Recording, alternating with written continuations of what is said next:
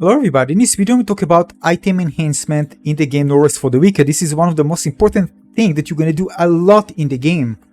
Once you get to Sacrament, you're going to find Eleanor. She's going to be here, but in her stand, but once you upgrade her, she's going to have a store. And she offers different things. You can buy and sell things with her, but we are here to talk about the differences between the different options that you have, which are Enchant, Infused, and Rune. Basically, we have runes and gems. Runes are basically skills, and gems are item enhancement. Basically, they improve the stats in different ways. So if you go to my inventory, you can see that I'm going to show you the different gems that I have on this character. They're not all of them, but some of them.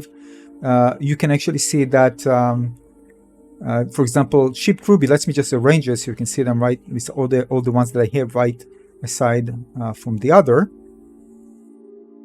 Alright, so you can see I have the cheap topaz, for example, and I have the cheap sapphire, different ones. You can see what each one does here because it depends on the item you actually embedded on, which will change what they actually do. So if I put it on the helmet or put it on the legs, it's going to be a different thing using the same gem. Keep in mind you cannot put gems or any runes on rings, just on armor items and weapons. Now if you look, you can actually see gems section, and I already equipped some of them with gems. This is for stamina regeneration, for example, another one for increasing health. So basically when you create the build, you need to decide what you actually want to put there, which gem. Now blue items, yellow items which are unique, and purple ones which are cursed only have a single slot for putting a gem. Whether the white ones, you can actually put 4 of them. They're actually designed for you to create more custom things by using gems, whether the other ones are coming more, let's say, sometimes even better enhanced perks, but doesn't give you the customization options that you have to put more gems inside. So if, for example, I go to the blacksmith and I'm going to choose a weapon, you can see it has 4 gem slots in 4 rune sockets. And if, for example, I go a really white item, I'm just going to do it. I'm going to explain a bit more. I'm going to enhance it, for example, and this will change to either blue or purple. Some say even it can be unique. I didn't get a unique, but you can see it change into a blue one. Now I lost actually all the other gem sockets, just I have only a single one. Same goes to the unique. Some say legendary items, they only have a single gem slot. It's important to know that once you put a gem or a rune inside the item, you can't remove it. As of the time of making this video, maybe a feature like that will be added later on.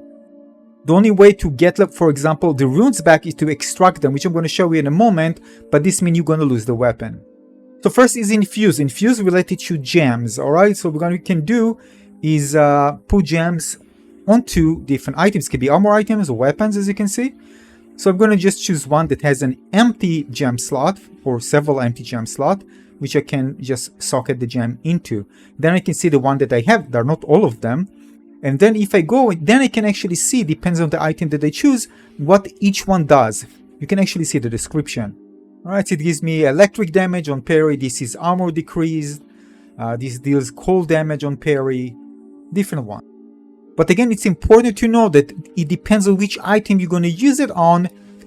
The value will change accordingly. So this is, for example, on the weapon, you're going to see different results by using the same type of gem. And you can find gems by getting them for mining or in chests, for example. You're going to find them as you explore the world. Some of them can even bought with one of the merchants in the city, so different ways to get them. As you progress, you're going to find plenty of them.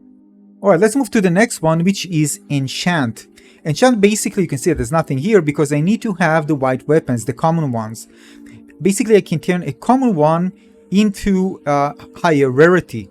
Alright, of course it's random, and things that you get, for example, the perks in the weight, in the value for the attack, and also how much mana you need for each strike, and how much focus you gain, all these are going to be random. So let's enchant, for example, this weapon.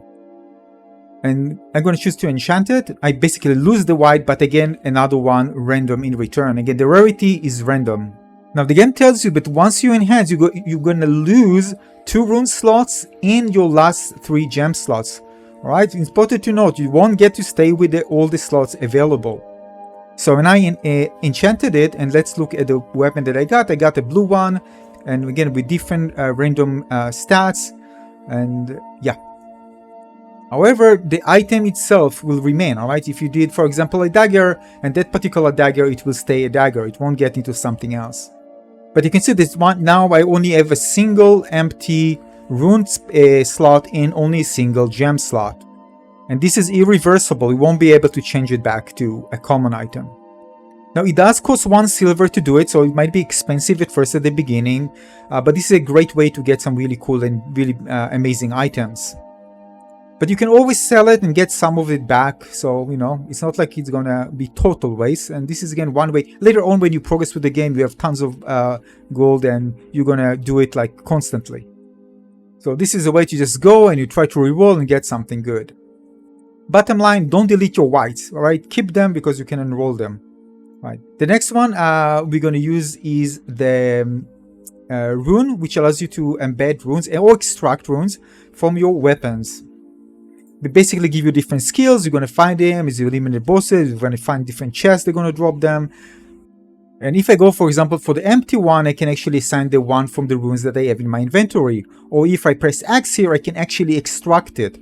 Basically get the, if I want to get this specific rune out of the weapon, I can do so. However, if I do that, I lose the weapon.